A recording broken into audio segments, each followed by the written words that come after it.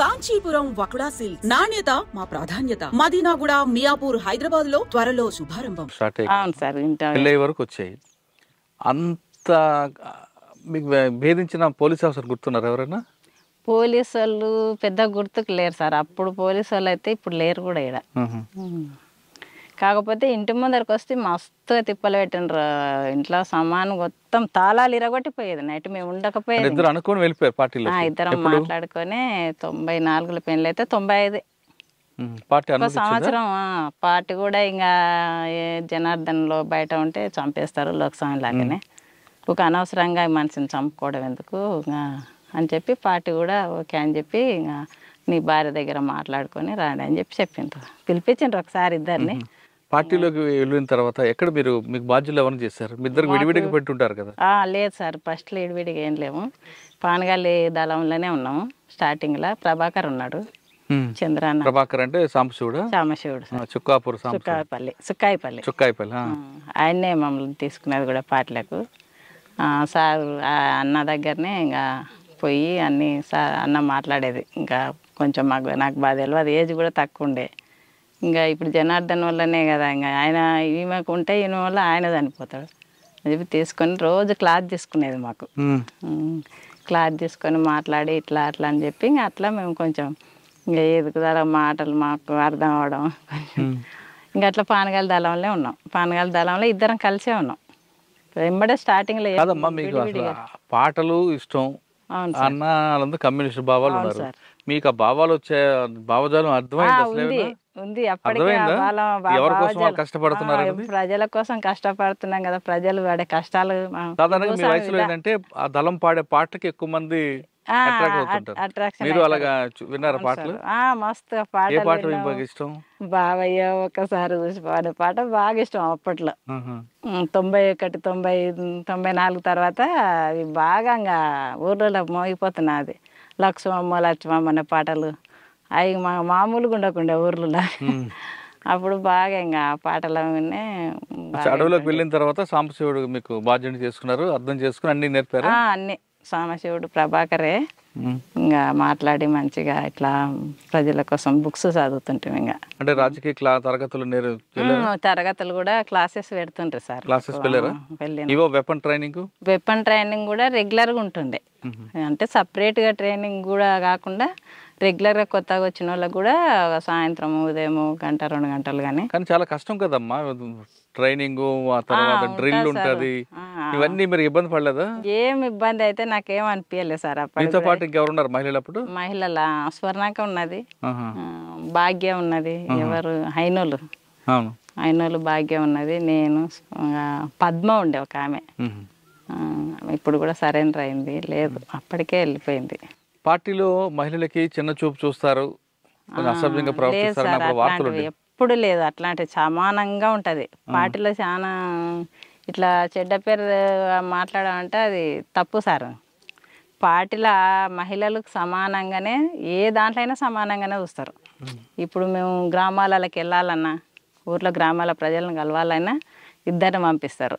మహిళలతోనే, ముఖ్యంగా మహిళలనే మాట్లాడిస్తారు. ఎందుకంటే ఎక్కువ తొందరగా రిసీవ్ చేసుకుంటారు, వేరే రకంగా అనుకోకుండా ఇట్లా అని చెప్పి ప్రజలకి అట్లాంటివి ఏం లేవు. అవునమ్మా, 8 సంవత్సరాల్లో ప్రజల కోసం చేసిన మంచి కార్యక్రమాలు చెప్పండి. ప్రజల కోసం అంటే ఇక్కడ అజిలాపురంలో 1000 ఎకరాల పొలం ఉంది సార్. దాని ఊర్లో బాగా తిరుగుబాటు. అప్పుడు మేము కలకుర్తి దళంలో ఉన్నాం. అప్పుడు ఎవరు ఉన్నారు? అశోక్ ఉన్నాడు. ఈ పెద్దదాగడ అమ్మాయిపల్లె ఉంటుంది ఆయనది, ఈ పక్కలనే. అశోక్ కమాండర్గా ఉన్నాడు. ఇంకా డిప్యూటీ కమాండర్గా జనార్దనే ఉన్నాడు. మేము దళ కమాండర్లాగా ఉన్నాము. అక్కడ బాగా పోరాటం. మామూలుగా అజిలాపురం పెద్దగా చెప్పుకోవచ్చు సార్. ఇంకా ప్రజలు కూడా మామూలు తిరుగుబాటు కాదులే సార్. అక్కడ భూస్వాముల వెనక్కి అట్లా తిరుగుబాడి కొట్లాడి భూముల్లో ఎర్ర జెండాలు వాతి పొలాలు అందరికీ సమానంగా పంచి అక్కడ పొలాలు చేసుకోవడం కూడా ఇప్పటి వరకు కూడా చేసుకుంటున్నారు. కానీ మీ భూములు పంచారు, కానీ పట్టాలేని భూములు వాళ్ళు ఏం చేసుకుంటారు? పట్టాలు లేని భూములు అంటే ఇంకా ప్రభుత్వం ఇవ్వాలి సార్. అది ప్రభుత్వం కరెక్టే. మరి మీరు భూములు పంచి వెళ్ళిపోతారు, ప్రభుత్వం అంటది కానీ ఇట్లనే వచ్చి మళ్ళీ ప్రజలకు చైతన్యవంతం చేయడము, మీ భూమిలో మీరు గట్టిగా నిలబడి కొట్లాడుకోవాలి, ఇట్లా ప్రభుత్వం మీదకైనా అని చెప్పి వాళ్ళతో మాట్లాడి చెప్పి జెండాలు వాతిచ్చి వాళ్ళని పొలాలు చేసుకోండి, మీరు ఎంతవరకైనా తగ్గొద్దు దేనికి అని చెప్పి ధైర్యం చెప్పి. కానీ ఆ క్రమంలో మీరు మోహన్ రెడ్డి అని ఒక భూ యజమాని బాగా కొట్టారట కదా? అప్పుడు మా ఊర్లోనే మస్తు. ఎందుకు ఆయన ఇచ్చినప్పుడు కొట్టడం ఎందుకు? అంటే మామూలుగా చెప్తే ఇవ్వలే సార్, అది జనాలను కూడా మస్తు తిప్పల పెట్టిండ్రు. పోలీసు వాళ్ళు పట్టుకపోవడం, కేసులు పెట్టడం, కొట్టడం, మస్తు ఇబ్బందులు పెట్టడంతో ఆయన బెదిరియడానికి కొంచెం అట్లా పిలిపించి మాట్లాడి కొంచెం వినకపోతేనే ఆ పని చేసిండ్రు, లేకపోతే అంత తొందర ఏం చేయం సార్ అట్లా పాట అయితే. తర్వాత మీకు ఇంకా గుర్తుండిపోయిన సంగతి చెప్పండి. మాకు గుర్తుండిపోయిన సంగతి ఒకటి సరికొండ ఎన్కౌంటర్లో ఉన్నాం సార్. ఎన్కౌంటర్ జరిగిన రోజు ఎలా జరిగింది, ఎన్ని గంటలు జరిగింది? అది ఎన్కౌంటర్ ఏంటంటే మేము బాగా జర్నీ చేసి అలసిపోయి ఇంకా ఎక్కడోకతో అన్నట్టు గుట్ట మీదకి అయితే ఎక్కినాం సార్. ఏ గుట్ట అది? అది సరికొండ గుట్ట అని దగ్గరలోనే ఉంటుంది, సరికొండకు దగ్గరలోనే ఉంటే అక్కడ ఎక్కి మేము ఏం చేసినాం, సెంట్రీని మిలిటెంట్ని పెట్టినాం. మేము అందరం అలసిపోయినాము. ఇంకా కొంచెం సెంట్రీ అజిలాపురం పిల్లాడే ఉన్నాడు, ప్రకాష్ అని అజిలాపురం పిల్లాడు ఉన్నాడు. మేము దళంలో సభ్యులము అంతా నలుగురమే ఉన్నాం, నేను, జనార్దను, భాగ్య, అశోక్, తర్వాత ఇంకొక మిలిటెంట్ ఉన్నాడు, 2 మిలిటెంట్లు ఉన్నారు. ఒక అతన్ని సెంట్రీ పెట్టినాము. అయితే సెంట్రీ నుంచి పోలీసు అంతకుముందు నైటే వచ్చినారు పోలీసు వాళ్ళు. అప్పటికి అక్కడ గ్రామంలో మీటింగ్ పెట్టింటివి, సరికొండ గ్రామంలో మీటింగ్ పెట్టి ఏం చేసినామంటే మేము ఇంకా రూట్ తెలియక నైట్ తిరిగి మళ్ళీ సరికొండకు దగ్గరలోనే గుట్ట మీద ఉన్నాం. అట్లా ఏమైందంటే మీటింగ్ పెట్టేదాడు పోలీసు వాళ్ళు ఎంటర్ అయ్యి దాదాపు 500 మంది పోలీసు వాళ్ళు వచ్చింటారు.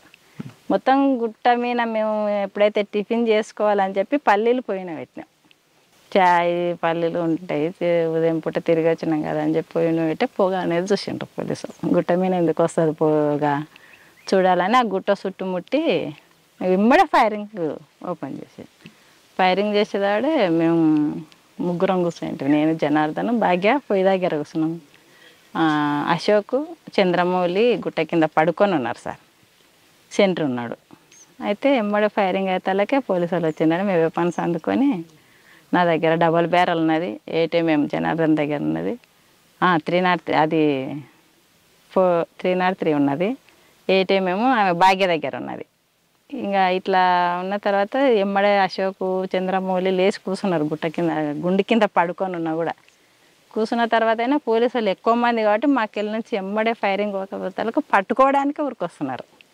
ఉరికొస్తుంటే ఎమ్మడే జనార్దన్ అది స్ట్రక్ అయింది, ఎమ్మడే ఫైరింగ్ చేసేదాడే డబల్ బ్యారల్ అది లోపలికే ఇసుకపోయి వస్తలేదు. ఇంకా జనార్దన్ తీసుకొని వేరేది 8mmతో ఫైరింగ్ చేస్తే పోలీసు వాళ్ళు ఆడికైనా మస్తు ఫైరింగ్ పట్టుకోవడాలని చెప్పి మా దిక్కు నుంచి ఫైరింగ్ రాకుంటే మమ్మల్ని పట్టేసుకుందేలే, మా దిక్కు నుంచి ఫైరింగ్ పోకుంటే అసలు మమ్మల్ని పట్టుకోవాలనే వస్తున్నారు. అంటే చాలా మంది పోలీసులు ఉన్నారు కదా సార్. ఇంకా ఫైరింగ్తో నుంచి అప్పటికి మాకెళ్ళి ఎప్పుడైతే అశోక్ మాకు దెబ్బలు తాకినాయి, బాంబులు వేసిండ్రు మా ముందర ఇట్లా పడ్డాయి, మాకు ఇవన్నీ దెబ్బలు అవే సార్, మకానికి తాకినాయి వల్ల గాయాలు అవే. నాకు, భాగ్యకు, జనార్దన్ తాకినాయి కానీ తక్కువ తాకినాయి, మాకు ఇద్దరికి ఎక్కువ తాకినాయి, నాకు భాగ్యకు. మాకు ముఖానికి మాకు రక్తాలు కారుతుంటే అశోక్ కమాండర్ చూస్తున్నాడు ఊక ఫైరింగ్ చేసుకుంటే, ఇక్కడ మా ముఖం ఎప్పుడైతే మళ్ళీందో ఆయనను కొట్టేసిండ్రు. అశోక్ చనిపోయింది ఆయన. అశోక్, చంద్రమౌళి ఇద్దరు పక్కనే ఉన్నారు. మాకు గాయాలు అయినట్టు ఎప్పుడైతే ఇక్కడ మళ్ళీండో అక్కడ నుంచి ఆయనకు ఎమ్మడ తగిలింది. ఇంకా మేమేమనుకుంటే మాకు పడిపోయింది కాబట్టి కనవాలేడు గుండె కింద. అరే అన్న పోయినట్టున్నాడు, మనం కూడా ఎట్లా కలిగి తప్పించుకోవాలని చెప్పి మేము ఒక బాగా గుంత ఉన్నతోనే ముగ్గురం దిగినాం. అయినా మాకు శాతం అయితే లేదు, ఇంకా అప్పటికి బ్లడ్ బాగా పోయింది. ఇంకా వాగులకు దిగినాం. వాగులకు దిగిన తర్వాత ఆడ ట్యాబ్లెట్స్ ఉంటాయి సార్ మాకు, బ్లడ్ ఆగిపోవడానికి ట్యాబ్లెట్ వద్దనే ఉంటుంది. అవి వాగులో వాటర్ కాలువ పొంటి పోతుంటే ఆ వాటర్ నీళ్ళు తాగి ఆ ట్యాబ్లెట్ తీసుకొని ఇంకా భాగ్యకు అసలు నడవనికనే వస్తలేదు కాళ్ళకు దాకి. ఇంకా భాగ్య వేపను నా వేపను జనార్దనే పట్టుకున్నాడు. ఇంకా కిందికి దిగినాక కూడా కింద పోలీసులే ఉన్నారు. అతలకు దాటినాం, దాటి ఇక్కడ కూడా పోలీసు ఉన్నారు. ఇంకా మనం కింద వాగులో పోతే పట్టుకుంటారు అని చెప్పి అట్లనే గుట్ట మీదనే ఊరు అంచుకొని దిగినాం, సరికొండ అంచుకొని దిగినాం. దిగి మళ్ళీ జనార్దన్ మమ్మల్ని పక్కన పెట్టి ఊర్లోకి వెళ్ళిపోయిండు సార్. ఊర్లోకి వెళ్ళిపోతే ఊర్లో భయపడుతున్నారు, ఊర్లో కూడా పోలీసు వాళ్ళు ఉన్నారు సార్ అని. ఊర్లో భయపడుతుంటే ఏం కాదు పోలీసు వాళ్ళు ఉంటాయని చెప్పి వాళ్ళ దగ్గరకు పోయి ఇంత సల్ల పట్టుకొచ్చిండు. ఏదన్నా తాగకపోతే ఇంకా పోలేము మనం అని చెప్పి సల్ల పట్టుకొచ్చిండు. వాళ్ళని కొంచెం బెదిరించిండు. ఇవ్వకపోతే తర్వాత మళ్ళీ తీసుకుపోండి అన్న, ఇటుకి వెళ్ళే ఉండరు పోలీసు వాళ్ళ భయానికే మేము భయపడుతున్నాం అని చెప్పిండ్రు. వాళ్ళే మళ్ళీ చీరలు కూడా తెచ్చిచ్చిండ్రు. మేము యూనిఫామ్ మీద ఉన్నాం కదా సార్, చీరలు కూడా ఇస్తే ఆ చీరలు డ్రెస్సులు మార్చుకొని చీరలు కట్టుకొని మళ్ళీ పగలే రోడ్డు దాటిచ్చిండ్రు. అతనికి అది నాగిల్ అని ఉంటుంది, సరికొండ నుంచి నాగిల రోడ్డు దాటింది. వాళ్ళే దాటిచ్చిండ్రు. మళ్ళీ ఊరోళ్ళే వాళ్ళ అంచనా గదులుకపోయి మీరు ఎట్లనా కానీ